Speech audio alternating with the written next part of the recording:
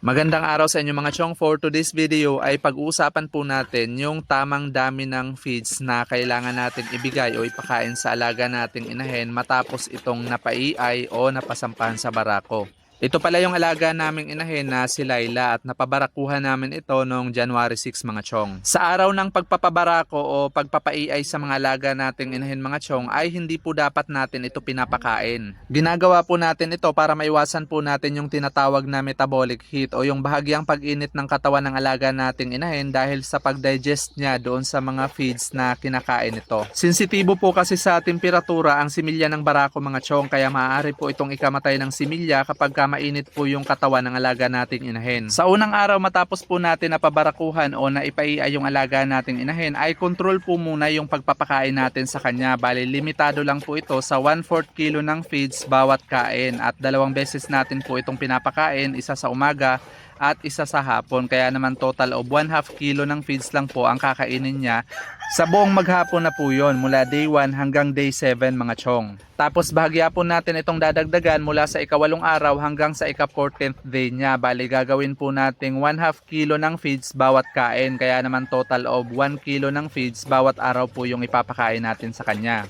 At mula day 15 hanggang day 21 ay dinadagdagan po ulit natin ito. Bali ginagawa na po nating 3/4 kilo ng feeds sa bawat kain, kaya naman total of 1.5 kilo ng feeds na po yung ipinapakain natin sa kanya sa buong araw. Pag nasa day 18 to day 21 na po yung alaga nating inahin matapos natin itong ipaiay o pabarakuhan, kailangan po natin itong obserbahan mga chong. I-check po natin yung mga sinyales ng paglalandi ulit. At kapag hindi na po siya nag-reheat ay pwede na po tayong magdagdag ng darak ng palay doon sa feeds na ipinapakain natin sa kanya. Ako mga chong, ang ginagawa ko po ay nagbibigay po ako ng 3/4 kilo ng feeds at hinahaluan ko po ito ng 1/4 kilo ng darak ng palay. Mula day 22 hanggang sa ika-isang buwan niya mga chong, yun po yung ibinibigay namin sa kanya. Total of 2 kilos a day po yun. Tapos mula day 31 hanggang sa ika-100 days ng pagbubuntis ng alaga nating inahin, ang ginagawa po natin mga chong ay feed to condition. Ibig sabihin, papakainin po natin ng sapat yung alaga nating inahin para naman makabawi po yung pangangatawan niya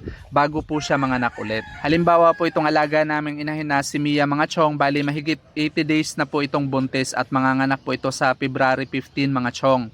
Bali simula po nung day 31 niya, ang binibigay na po namin sa kanya ay 1 kilo ng feeds at hinahaluan po namin yon ng kalahating kilo ng darak. Bali total of 3 kilos a day po yung kinakain nito mga chong.